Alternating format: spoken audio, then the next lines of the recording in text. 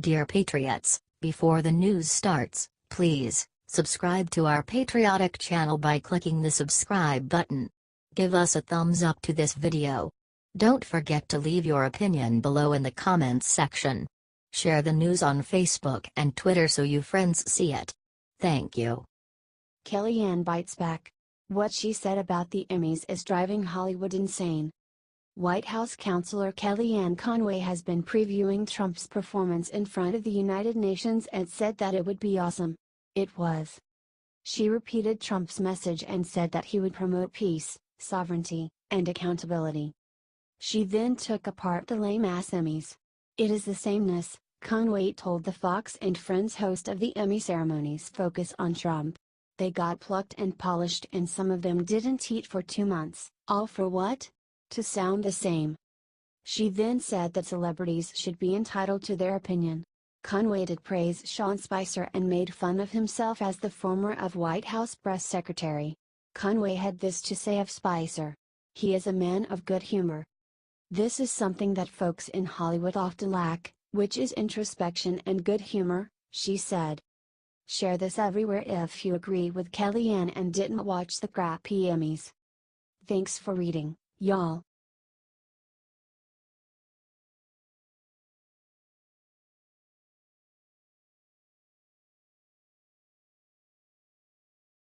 Clinton's private emails released, see how she tried colluding with Putin inside.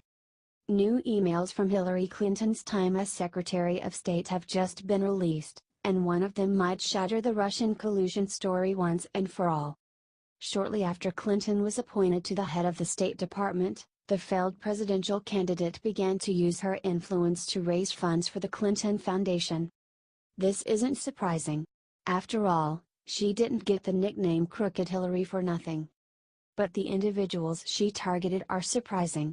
Among the world leaders Clinton solicited for money was Vladimir Putin. According to the Daily Wire, Clinton Foundation Director of Foreign Policy Emmy invited Putin and several other prominent members of the Russian government to a gala being hosted by Clinton's charitable foundation.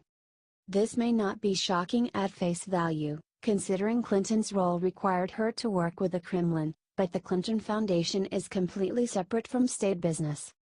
Or it should be. Clinton has long been accused of using the foundation as a way to personally profit from her public role. If you paid money, you got Clinton's attention. If not, you were ignored.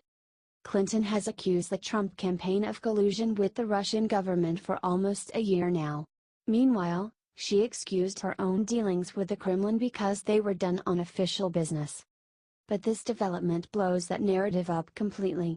Her involvement with the Kremlin wasn't limited to the State Department. She was dealing with them privately and asking them for cash. And Trump was the one who was colluding? Yeah, right.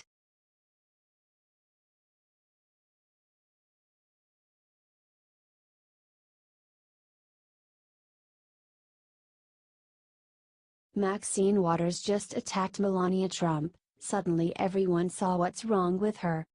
Donald Trump loves to use Twitter to attack his opponents, but he has nothing on Maxine Waters. Her Twitter timeline is a collection of hate and fake news, almost all of which centers on Trump. This week, Mad Maxine decided to attack Trump's marriage. In the tweet, Waters claims that Melania can't trust Trump. The implication is pretty clear.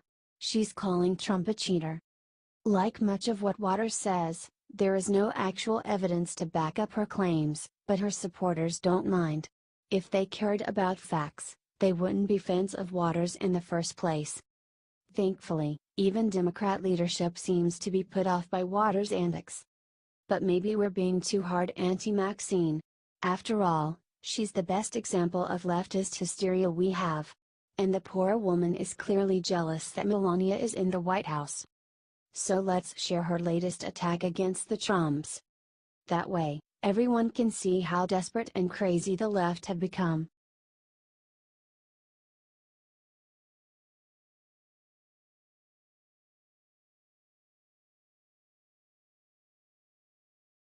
Right before UN speech, Trump dropped a little surprise right on Kim's doorstep.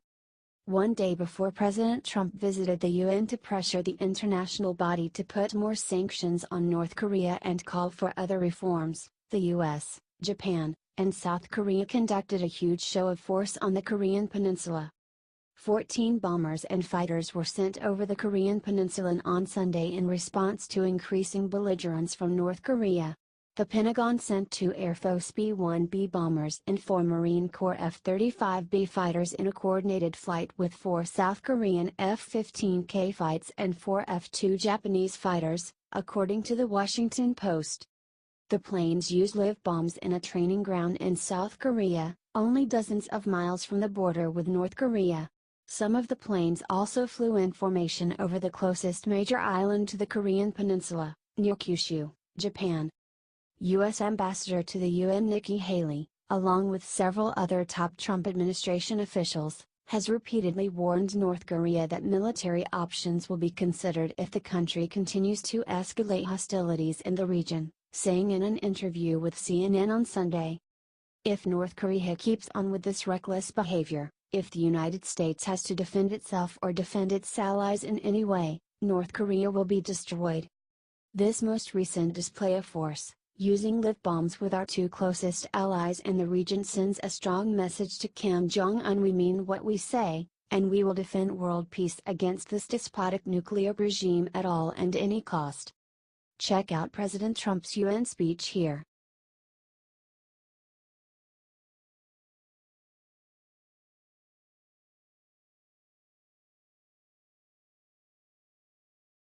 Illegal aliens crash Nancy Pelosi's press conference, suddenly all hell breaks loose. A group of illegal aliens calling themselves the Immigration Liberation Movement attacked House Minority Leader Nancy Pelosi, DCA, on Monday. They warned the Democratic Party not to sell us out. The group shouted down Rep. Pelosi, who couldn't maintain control of the meeting.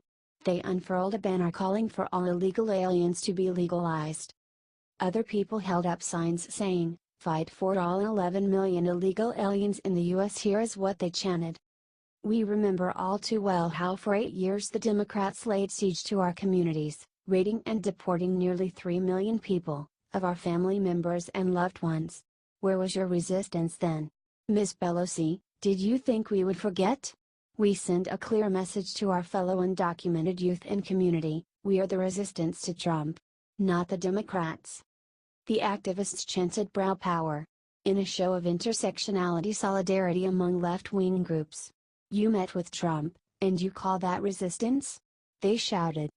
This is amazing. The left's policies are starting to backfire on them. Share this everywhere if you are tired of the Nancy Pelosi and the left lying. Get this out there and ruin them for their failed policies.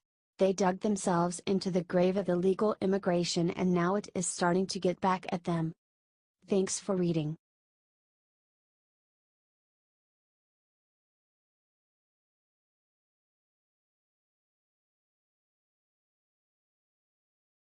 Moments after Sean Spicer went on the Emmys, he sent a special message that Trump needs to see.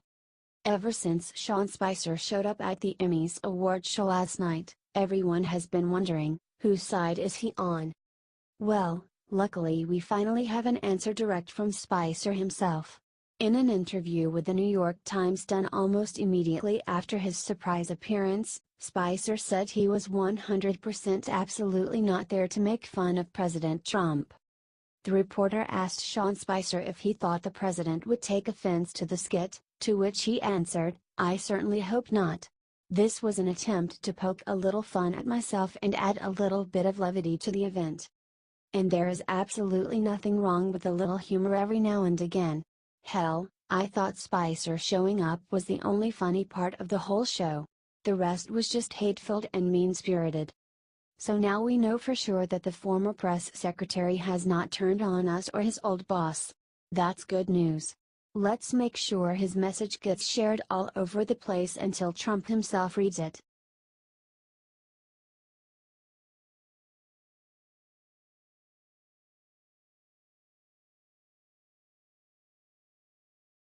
After bashing Trump the entire time, the entire Emmys just got terrible news. Hollywood hasn't gotten the message apparently. It was another night of Trump bashing at the Emmy Awards on Sunday.